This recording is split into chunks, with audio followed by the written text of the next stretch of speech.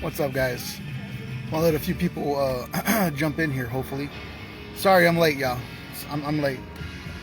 I was checking messages and what have you, so we got a little backed up.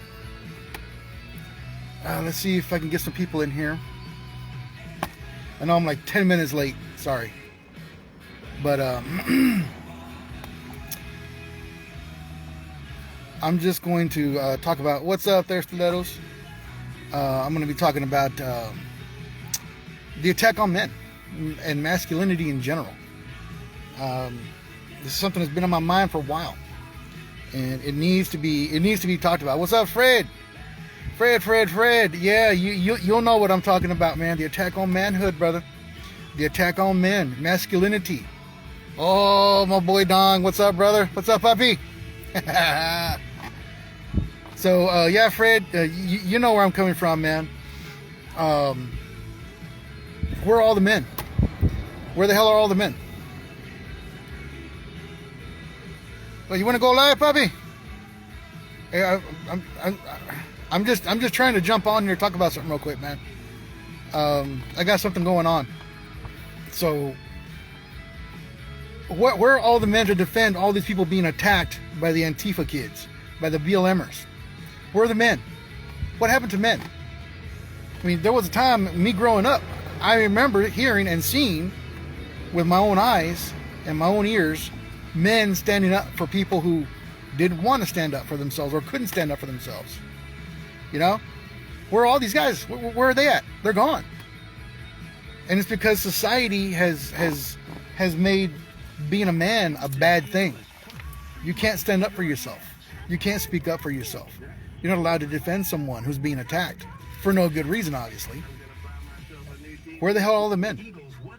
Why is masculinity being attacked so fervently? What's the deal with that, man?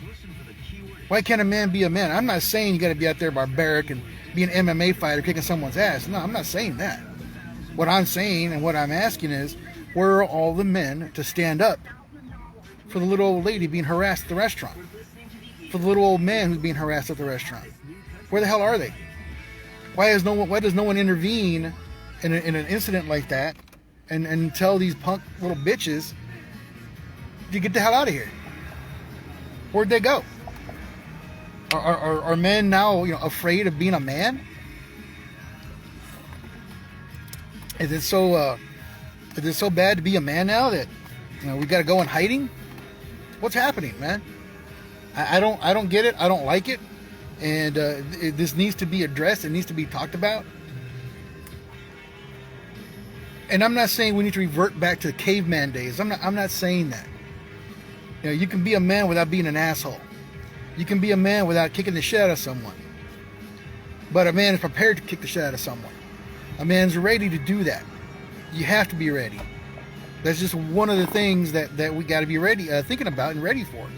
And prepared for. So, Lisa, we got to. Because these are things that are real. These are things that happen and have happened. And you can't deny that. You just can't deny it. You also can't deny the fact that we are being attacked. Men are being attacked. We're not allowed to be a man. And if you try to be a gentleman in front of some crazy liberal, they go off on you. You can't hold the door open for women anymore. Not that some Antifa kid would do that because they don't know. That respect has not been taught. It's not being taught. Boys aren't being taught to be men anymore. A few men save their energy for their families. Yeah, exactly. Why risk arrest for a stranger? Yeah, that's exactly what I was thinking. Unless the stranger's life is in danger, right? Most men have to turn a blind eye. Exactly. And why? Because society has made it a bad thing. Society has deemed it not illegal, but bad for you to defend someone. Why are you being a man? You can't defend them. That's bullshit. They've wanted to diminish the role of a man for years now. Yeah, they have. And me personally, I didn't notice it until probably God, 10, 15 years ago maybe, when I noticed that the whole hair bun, the men with the guys were getting hair buns and wearing tight skinny jeans and those little pointy shoes and shit. What the hell is that about? And I started noticing women who gravitate towards that. What the hell's going on? And it's coming from both sides, the male and the female perspective. And it's just, I don't understand that. I don't get that. What's wrong with being a man? Why don't you want a guy who is a man? Don't you want to feel safe? Don't you want to know that your boyfriend, your husband, or whatever knows how to tune the car up, how to change the oil, change a tire, for God's sake? I guarantee you, none of these Antifa kids, I guarantee you none of them know how to change a tire. Not a one of them. These are basic manhood skills. Every boy should be taught how to change a damn tire, but they're not being taught that. They're not being taught to be gentlemen. They're not being taught to respect their elders. They're not being taught to respect women. They're not being taught to open the door. They're not being taught to stand up when a lady enters the room. They're not being taught to pull a chair out for a lady when she's sitting down. That's not being taught anymore at all. Zero. And like Fred said here, the few men that are left are reserving that manliness, that gentlemanliness for their own families, for their wives, for their aunts, their moms, their sisters, their cousins, right? And they are teaching their kids. There's a very few men left, and that's exactly what the communists want. So now you hear me say communists. Yeah, that's what the communists wanted. Right after World War II, that's when they started. If you start looking into this deeply, and you start going back in our history, in American history, you'll find that the communists had a plan for us. I had to put my sunglasses on. It's really bright out here. You'll see that they wanted to destroy that family unit. They wanted to separate the family unit by getting rid of dad, by condoning promiscuity. And I'm not saying, I'm not trying to say you need to be a virgin until you're 21 and you get married. I'm not saying this. What I'm saying is the Communist Party set out to destroy America by getting rid of the pillar of the family, and that is the father. In most cases, in my families, my grandmothers were just as big an important part in the family as my grandfathers. Girls are being raised to expect to have their asses kissed. Yep. They expect men to submit to their every whim. Yep. And women aren't being taught to demand respect from their men, just submission. Exactly. You're exactly right, man. You're exactly right. And I have a pretty good example of this.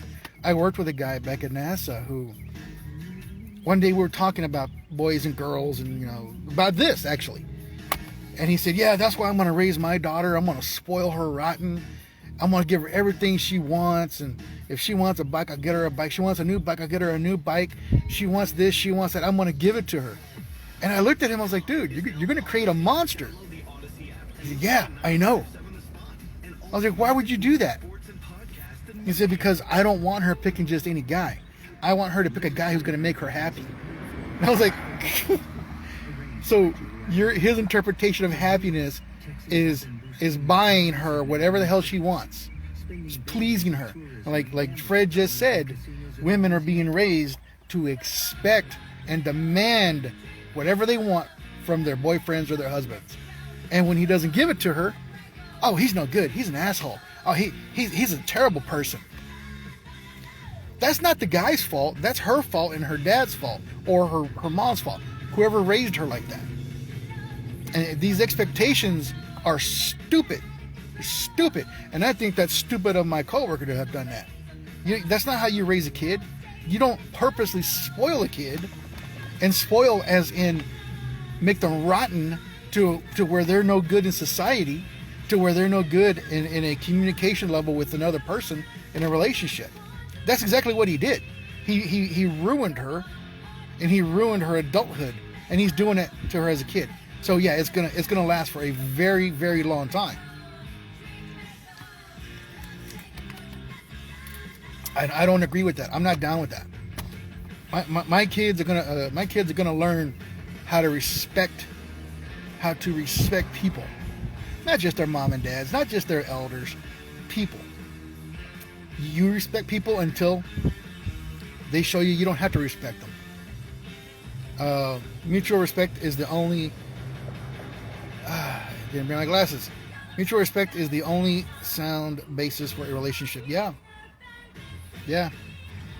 If there's no respect for one another, how can you talk to each other? And if you don't talk to each other, you're not going to have a relationship. You're not going to have anything. You know, it's bad enough that in the current climate, political climate, things are insane enough as they are. But you're going to add in there a lack of respect, not necessarily disrespect, but a lack of respect for the person you're with. That's a recipe for a disaster. You're not going to have a relationship, not for very long. So you have to learn, and I know this is probably a lot for some people to wrap their head around, but you have to learn why there's an attack on manhood, why there's an attack on being masculine. And you know, I can sit here all day and tell you about the communist interference and influence on this, but that doesn't mean that we had to fall for it. And that's what happened. America fell for it. Hook, line, and sinker. There are a lot of single parent homes now, and these kids from these single parent homes, they're suffering. They've divided us all and started right here with the role of a man in society. Period. Yeah, you're dead right. You're hitting the nail on the head. Society has made it to where being a man and being manly is a bad thing. And if they view you as being too manly, too masculine, that's a bad thing. You're a bad person. You're crazy. You're a right-wing conspiracy nut just because you act like a man. Just because you know how to chop wood or change a tire. I don't know. These are basic life skills for people.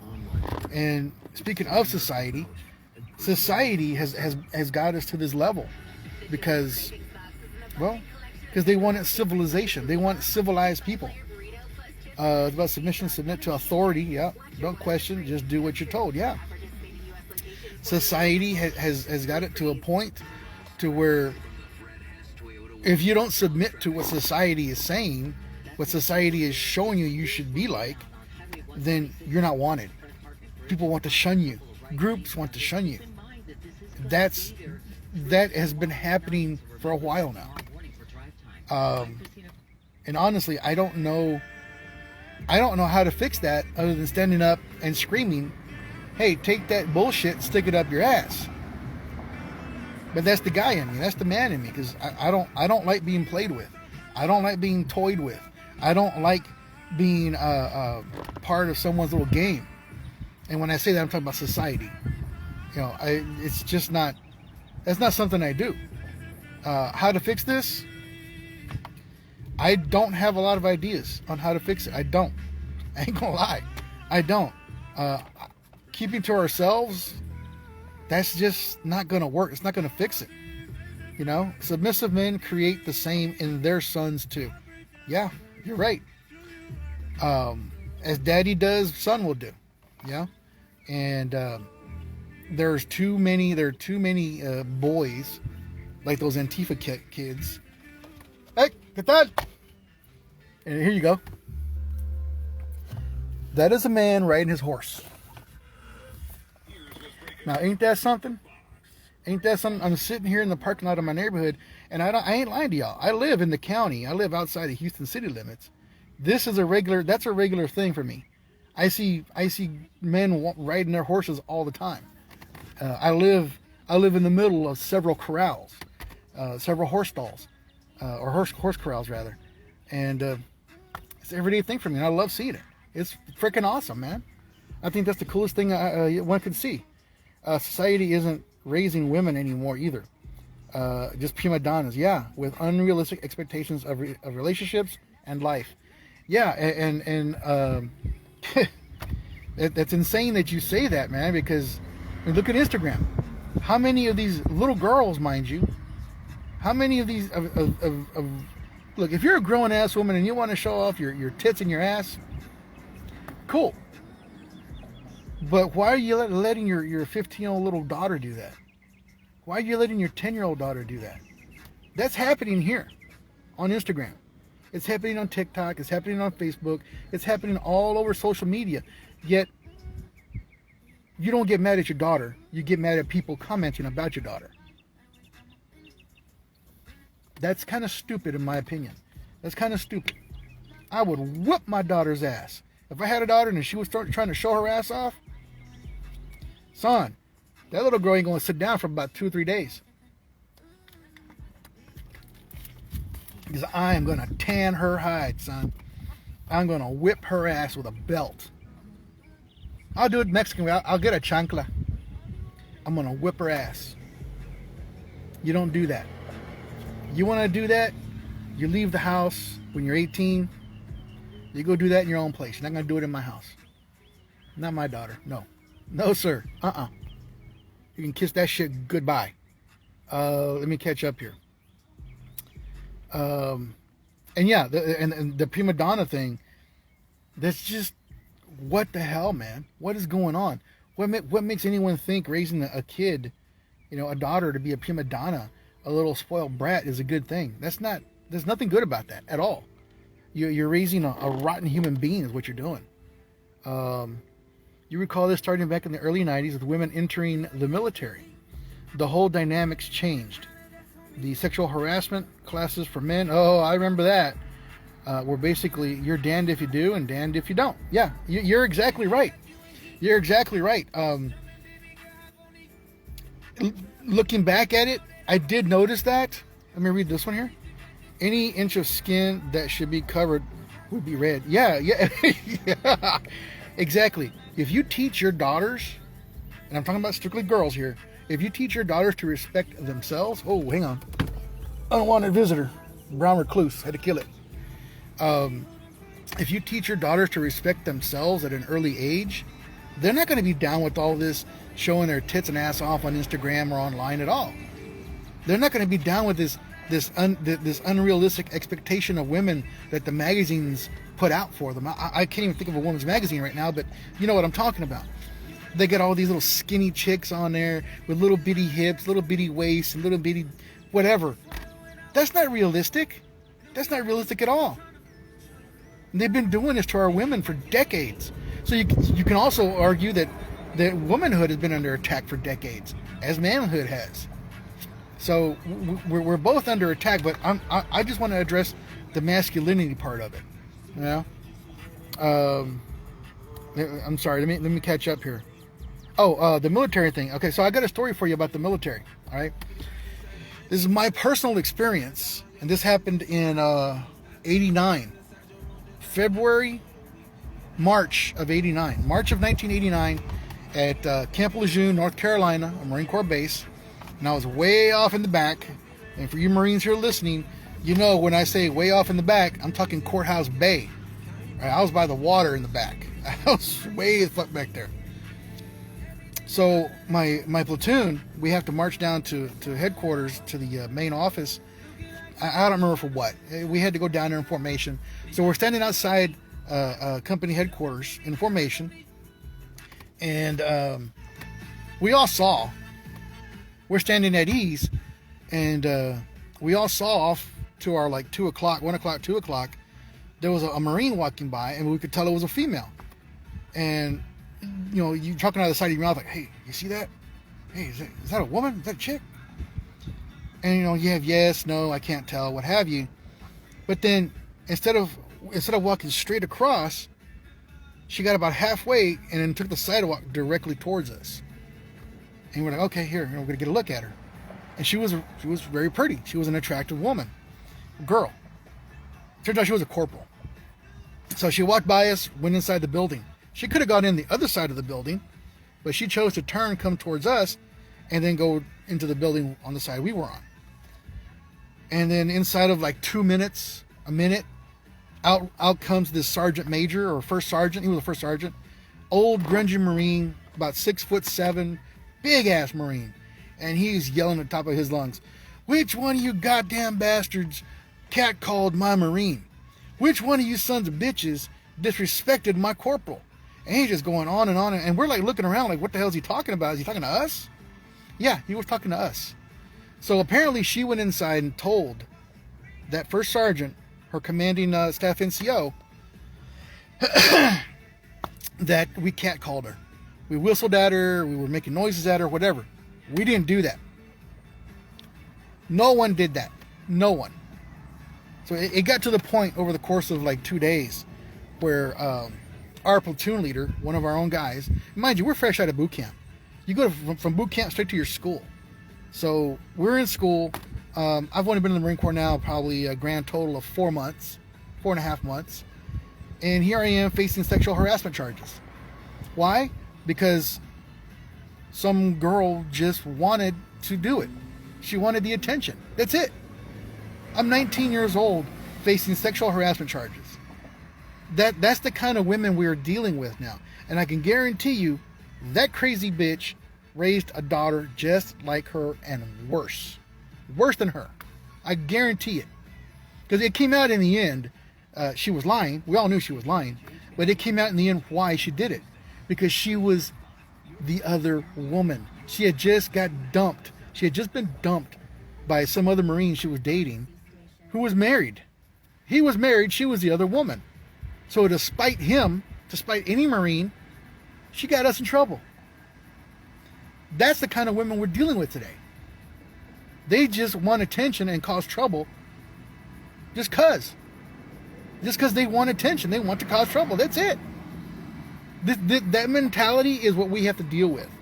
That's why masculinity is under attack. Or that's one way it's under attack, by women like that. They're crazy, man. Because her daddy didn't raise her right. If she even had a daddy. Maybe she didn't have a daddy and that's why she acted like that. I don't know. In any case, there's no excuse for her to have done that. She had a bunch of 17, 18, 19-year-olds who were freaked out of our minds. We were freaking out. Because we know in the Marine Corps, when you're in the military, sexual harassment was a big deal, man. I can't remember who just said that. Yeah, it's taken extremely seriously. It's taken extremely seriously, and it turns into a mark on your service record, and it sticks with you. And none of us wanted that. I mean, we were innocent. We didn't do anything. Luckily, that the truth came out, and we all just breathed a sigh of relief. But I can guarantee you, that's the type of parent that we're dealing with here, of these Antifa kids. Parents who are stupid, for a lack of a better term. Fortunately, there are still a few real women and men still out there, still raising other men and women. Yeah, there are. I agree with that, Fred. I agree with you there. And you know what the unfortunate part of that statement is? We could probably count them on one hand. The ones that we know personally, right? Just personally. We can count them on one hand. That's a sad statement. Growing up, I knew a lot of really good guys, a lot of good men.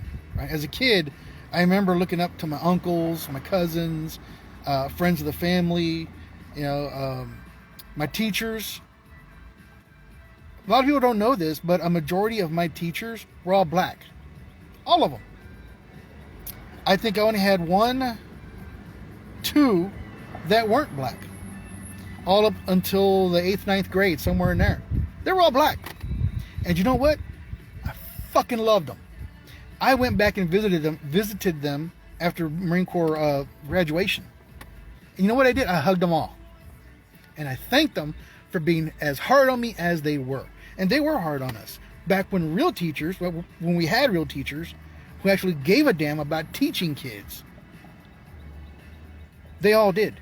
They all cared enough about us to teach us right from wrong in class. And it was kind of funny because, right and wrong should be taught by mom and dad, but these teachers went the extra mile. And they didn't want you going out into society being a pariah. That's a hat tip to my 6th grade teacher, Mr. Clough. He made us learn new words every day. We had remember those old manila folders? We had to put a new word in there every day. and we had to put the phonetic sound, the spelling, the root word of it, its origination, the multiple definitions of it, if it had any. Basically copy it out of the dictionary and put it into this manila folder and use it in a sentence. And he had to do this every day for the whole school season year that I was with him. And that was awesome. He gave a damn enough to make sure his students weren't stupid. He gave a damn enough to know, or to want his kids, the ones he taught, to not be illiterate. We just don't have that today. And he was a retired HPD officer, and he told us, hey boys, you need to act like a man. You're young men. You need to start acting like it. That's from a teacher. Not my dad, not my uncles, a teacher. When have you heard of this? Where have you heard of this? Not often, I can tell you that. Not these days. Not these days. And it should be. Not that it's the teacher's responsibility to teach your kids or raise your kids, but this is something that encompasses life, and that includes young men. By the time you're 12, 13 years old, you're a young man, and you need to be teaching that kid to start thinking like a young man. We're teenagers. When I was that age, yeah, I was a stupid little punk ass kid. Yeah, the same most guys are. But they need to know and start learning by then how to change a tire, how to change the oil, how to work on a lawnmower, get it to work if it stops working, how to use a tape measure, a hammer, a saw. You know, these are small, little bitty things that young boys should learn. And like Fred, I know you take your boy hunting, right? So these are things that should be taught. You should be taught. A boy should be taught how to be self-sustaining, how to be self-reliant. Because if I'm no good for myself, I'm no good for any other woman out there. I'm not good for anyone. So why would a woman want me if I can't even do for myself? Yeah, and how to treat girls. You know, now for me, that's really just, whoo. That's a weird one, because I grew up in a very abusive home. Hang on a second, let me catch up. Even in a small town, young men and women are becoming a rare thing. Yeah, man, I know. With the loss of manhood and womanhood, there was a loss of work ethic. Oh, brother, you ain't lying. There are so many that are indoctrinated and jump on the women's lib movement, especially these that are in their 20s that sit up and listen to the demons in Petalwood. Exactly. There's too much idolization of the wrong people. That's because they're not being taught. Like my nephew's doing that right now. He thinks LeBron James is the best thing ever. He thinks Kobe Bryant's the best thing ever. Your girls in their teens, they cannot find a man worth anything. They go older, still nothing. Yeah, that's an unfortunate thing for girls, you know, who don't have a father. Your girls in their 30s and can't find a real man. You know, that's a very unfortunate thing, and that's because boys are not being taught to be men. And I know where Fred's from. I know Fred and I are thinking the same thing. You know, Fred and I could talk about this for hours, but around here, you better show some respect, boy. You better show some respect, because there are people around here, there are guys around here that are going to make you respect someone, especially the ladies. You know, and unfortunately, however, as Fred mentioned already, society has men almost cowering. You know, we're reserving the gentlemanliness and the manlyhood and the masculinity for our own women, for our own children, not the public, because society again views that as a bad thing. We are under attack. We've been under attack. Women have been under attack. So how do we fix this? I honestly don't know. Like I just said this a few minutes ago. I don't know how we fix this other than teach your kids right. You got to teach your kids right. And we can't depend on teachers. You know, and I'm not saying that the teachers I had, I'm not saying we should revert back to that. It'd be nice to have teachers who actually give a damn about their kids, but I'm not saying that we should have teachers who are constantly trying to tell you, you know, teach kid right from wrong, because honestly, that's not their job. And again, I'm not banging on teachers. What I'm saying is, that's your job, mom. That's your job, dad. And unfortunately, moms and dads, single moms and dads are so busy right now. They're 2 jobs, trying to make ends meet. They don't have the time. Well, that's what society wants. That is exactly what the New World Order wants. That's exactly what communists want. They want you to be too busy. They want you to work 2 or 3 jobs. They want you to not have time for your kids. They want your kids to grow up being little shits. And that's what we got. That's how Antifa and BLM were created, on these weak kids in our society. And that's just really unfortunate. When you were a bouncer, the quickest way to find your ass outside was to disrespect. Exactly. And I know you're a little bit older than I am, Fred. But yeah, that's what I'm used to. That's how I was taught. And I didn't get to finish saying, like I was saying earlier, I was raised in an abusive home where my dad used to be a really bad guy. He was really, really bad. He was a drinker. He'd drink a lot. He was a heavy smoker, and he was macho to the extreme. So much so that he would beat the shit out of my mom and me if I tried to interfere, which I did. So I didn't just get backhanded. I got punched in the fucking face, probably before I can remember. But yeah, I grew up with knuckle sandwiches from my dad, and that's not right. Now, I'm not like him. Luckily I had others in the family, like my uncles, to look up to. My dad later changed. He dropped all the drinking. He quit being abusive, and but that didn't happen until I was in my 20s. So for me, the damage was done. My sister, on the other hand, she was lucky. She got the good part of my dad. She saw the bad, but she got the good, right?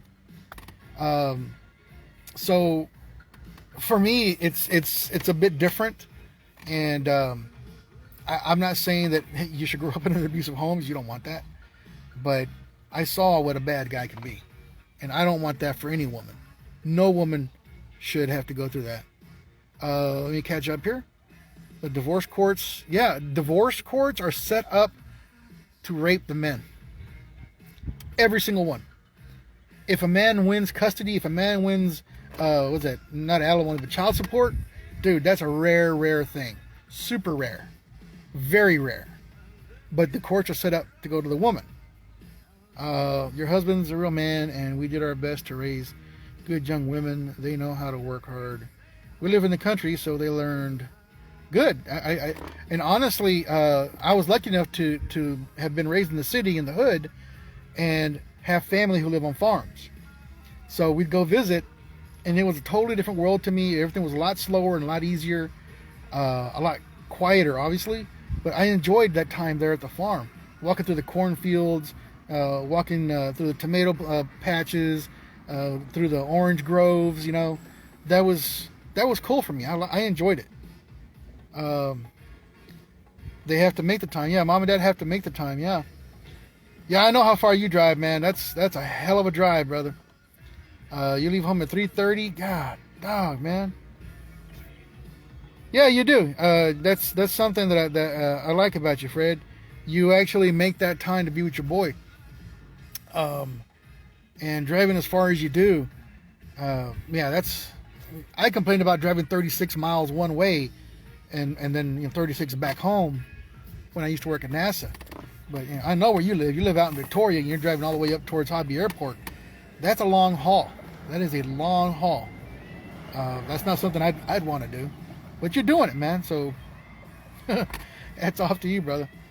But there's not enough men who are doing that, though. There's just not. And that's an unfortunate fact. It's an unfortunate circumstance for kids, boys, because they are missing out on a lot of fun. Now, as bad as my dad was, as bad as he was, he did raise me to do all the things that I mentioned. Change a tire, and this was changing a tire on the old jacks. You know the ones I'm talking about, Fred? The one where you had to hook it up into the bumper. You had a hook like this, and it goes into the bumper, and then you have to stick the tire iron into the jack itself, and you just click it up, click, and you gotta like lean into it with your whole body to raise it up. That's what I was taught on. And God help you if you release that lever too soon, because that jack will come up and break your jaw, Jack. That's what I was taught. And he made me learn how to change a tire by the age of 8, 9, 10, somewhere in there. When I could barely, hell, I couldn't handle that jack. But he made me learn. He made me learn how to tune up a truck. He made me learn how to, everything I mentioned before, work on a lawnmower and make it work if it wasn't working. He made me learn how to use a saw, a hand saw, a drill, a hammer, and nail. He made me learn how to pour concrete. I learned all that shit by the time I was 13, 14 years old. I already knew. By the time I was 16, I was helping build a home. So I'm not saying we all need to do that, but these are manly things, handyman type things that everyone should know, especially boys. I know a little bit. I know how to fix my toilet. I know how to fix a leaky pipe. Anyone else, you're going to have to call a plumber because they don't know how. These are things, manual skills that should be taught to young boys. You know, hunting's in there. Handling, a firearm is another one of those things. A man has to do what needs to be done, exactly, and not for accolades at all, for self-sustainment. Self-sustainment. It's because it's something that has to be done. Yeah, it's like, if there's a water leak in the home and the ceiling's leaking, I know how to do drywall, right? I got to get up there, I gotta get to the roof, I got to replace the tile, I got to replace the roofing material first, patch that hole on the outside and the inside, and then get into the house and cut out the sheetrock and replace the sheetrock. I can do that. These are things that I think men should know. Unfortunately, we're at a point in society where these skills aren't wanted or needed, in a sense. People don't think they have to know these things because, I'll just call somebody. Oh, I know a guy he can do that. Well, why not do it yourself? Why not learn? It's not hard. It's not hard to learn. In the middle of summer in Houston and Texas, yeah, it sucks. You're up on the roof with shingles. That shit's hot. It's hot, brother. If it's 80 degrees outside, I can guarantee you those shingles are probably 120.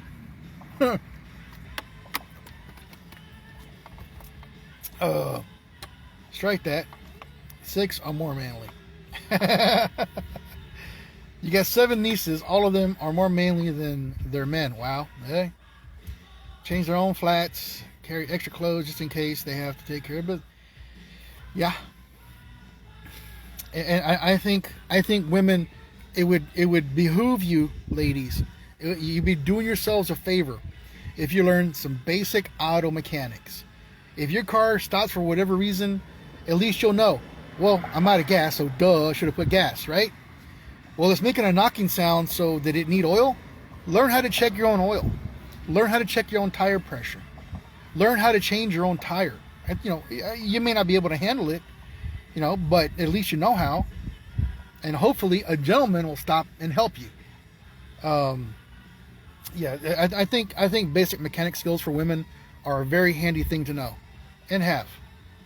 If you have what it takes, you'll respect the guy you call to change your tire. Yeah. Your husband taught my kids most of all that. They can drive a tractor. Yeah. Your youngest is an equestrian. Can hitch a big horse trailer and drive it. You know what? I don't know how to do that. I've never hitched a trailer to any truck. I haven't ridden a horse, God, probably over 40 years. I don't even know if I remember how. But I think it's important, for a young man to know how to do manly things. And I'm not saying, well, you're going to be a handyman. No, just know how to do it. Just know how to do it. Trust me, women are going to dig that, guys. They're going to dig that you know how to fix a car, how to patch a hole in the wall. They're going to know that you're a very resilient, reliable, self-sustainable guy. What woman wouldn't want that? A guy that can take care of himself. Now in society, it's like girls want a sissy boy. That's what I call him. That's what my dad used to call me. He used to call me a sissy boy for not wanting to go outside and help him work on whatever. I didn't want it. It was hot. What the hell's wrong with you? It's freaking hot, you know? But like Fred said, a man does what has to be done. You ain't gonna like it. You may not like it, but you're not gonna be able to avoid it. It's something that's got to be fucking done. There's another Marine right there. What's up, Tom? And he knows. He does work. He knows how to use a welding machine. You know, that's good, hard, honest work. I know how to use a welding machine. I haven't used one in years. I just didn't like the fact that I was blowing out black dust from my nose and hacking up black stuff from my lungs. So I was like, no, not for me. You know, I know how to use a cutting torch. It's been a long time, but those are things that I chose to do or chose to learn, I should say. And it's not that every man should know how to use a blowtorch or a welding machine or a plasma cutter. No, I'm not saying that. These are just things that do come in handy for some guys, and Sergeant Slaughter here's one of them. Now, he's lucky to know how to use them. He's self-sustainable. I know he knows how to take care of himself too. And some of the women in here, like you, Carol, I know you can take care of yourself. It's not that you need a man, but you got a man who knows how to take care of himself. That's what women like. Today, it's like women have been raised to not like that. They've been raised to like these little soy boys. So yeah, I don't understand what the deal is with that. I know why. It's the whole communist influence. Communists have been trying to demoralize and destroy America from within by destroying the family unit, taking daddy out of the picture. I think people need to understand that. And the moment you do, you're going to start seeing that all these little things that we've been discussing here, that's why they've been happening. That's why they are happening. And we need to find a way to fix it. Your husband can do anything, and he taught you too. See, and that's awesome. I think you should. Hey, there's a lady I need to speak to right there. I was going to look for you earlier there. Sanam. Sorry, I can't say that, and I can't see it because I didn't bring my glasses. Hey, what's up there, Blue Eyes? You know, these are things that I don't know. I don't know how to fix it, honestly. How do you change society from attacking men and thinking men are a bad thing, or being manly is a bad thing? I don't have that answer, y'all. But we need to do something. We need to do something. Having a discussion about it is definitely something we have to do. Absolutely. Yeah, Lisa, I'm glad your husband could do anything and that he's taught you how to do it. Because these are small things that are very, very handy to know. Lorraine, you had to learn how to change a tire at age 9. You had to figure it out how to relight the water heater. Yeah, that's something. Yeah, that's very important, and work on it. Yeah, awesome. I think a lot of people don't know how to take care of the water heater. You know, you should hook up a water hose to it at least once a year, let everything drain out, all those sediments, all that crap that's in there, and then just let it drain, and when it's done, just close it back up and you're good. And how to relight the water heater, whether it's gas or electric. I had to do that with mine after the freeze here in Houston. But yeah, those little bitty skills, it's not that they come in handy, they do.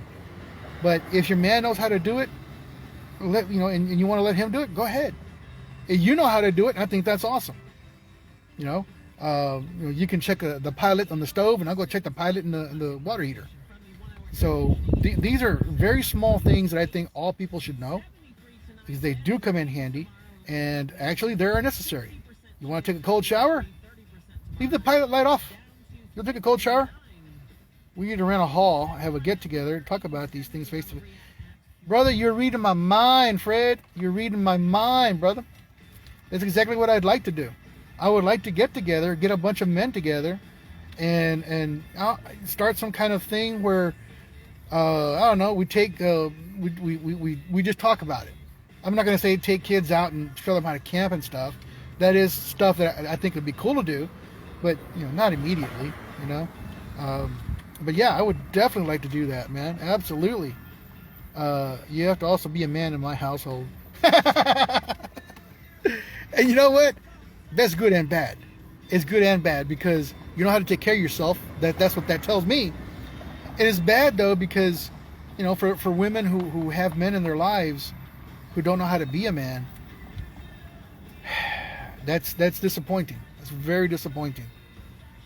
Let the women come. Yeah, exactly. We are all in this together. That's why I wrote that that too many people have become too self-involved, too self-important, and they've forgotten that America isn't just about one person. It's about you and me and all of us. You know, and united we stand, divided we fall. So to get men and women together and talk about this and discuss on possible ways to fix it, that has to be done. That has to take place. It has to. It absolutely has to.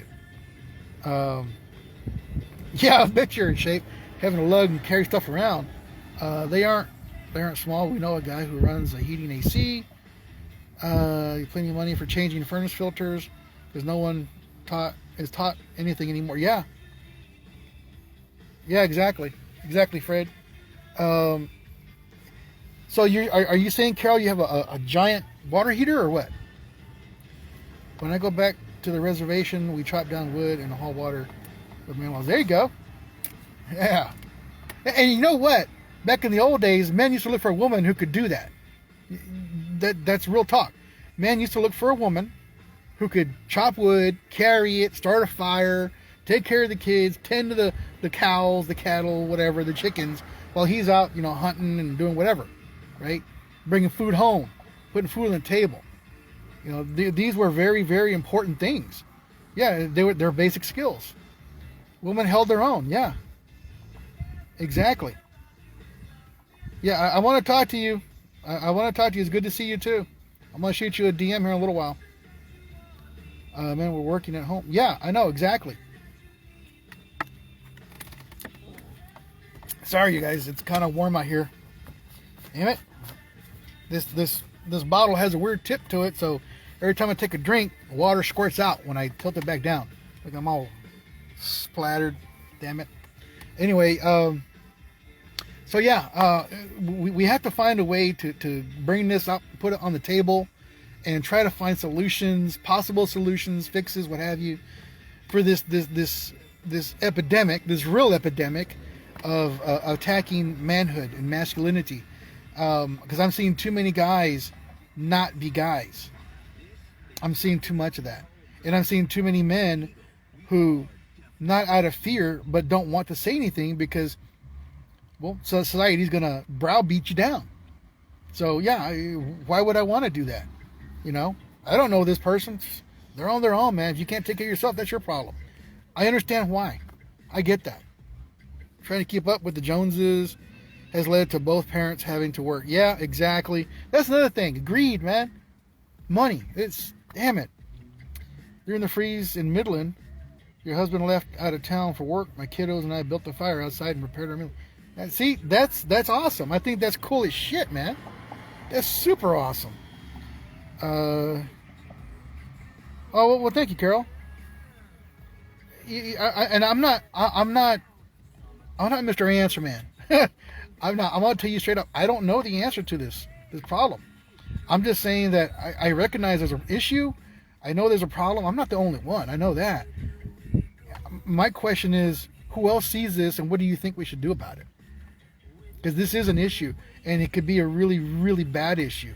Because we could find ourselves in 20, 30 years down the line when I'm old and can't do anything, I'm feeble, and I'm screwed. And the same with some of you. In 20 years from now, 30 years from now, we are going to be the elderly. We are going to be the ones in the wheelchairs and the old folks' homes or what have you. Not literally, but you know what I'm saying. And those who we're going to depend on to take care of us, they're not going to know how. They're not going to be able to. They're not going to have the skills to. You know what I mean? So this could be a really, really huge problem within the next 20 years, less even, for some. But this needs to be addressed, and we need to figure out a way on how to try and fix it. Yeah, I know, Fred. I'm still a puppy compared to you. And I'm trying to change that too. Not get older. We're getting older anyway, but I'm trying to fix my feeble arms, my weak, flabby arms. I know you don't have that issue because you're busy with working with steel. I wouldn't want to die too early, you know. let's see. Let me back up here a little bit. Yeah, hats off to you, Lorraine. I think that really is awesome. There are lives would keep me going, thinking, yeah. Yeah, I don't know about rather dying before that happens, because there's still a lot of life I'd like to see and experience, even if I'm 70, 80, 90 years old, you know, because we haven't seen everything, done everything. We haven't been everywhere. I've been around the world twice, and there's still a lot I haven't seen. There's still a lot I haven't done. You know, I did the usual thing that a young guy would do, you know, at 18, 19, 20 years old, you know, in the military, 21. I went out and I partied, got drunk, and had fun with the guys around the world. We did. And if I had the opportunity to do it all over again, I would still party, not as hard, but I would get to know people around the world better than I did. You know, I spent just over a year in Okinawa. I can tell you a lot about Okinawans, but there's a whole lot more I can't tell you. But these are things that I'd like to do, you know. Let me back up again here. Sorry. One step at a time. Yeah. And one day at a time. Yeah. Sit there, Miss Barrington. No problem, Lorraine. We got to get our health right. Yeah, we've got to get our health right. I tell you what, man. Texas is a huge place for those of you who don't know. I'm in Houston. It is a 12-hour drive from here to the west, to El Paso. I've been to Big Bend National Park. You been there, Fred? Big Bend National Park? I've been there about half a dozen times.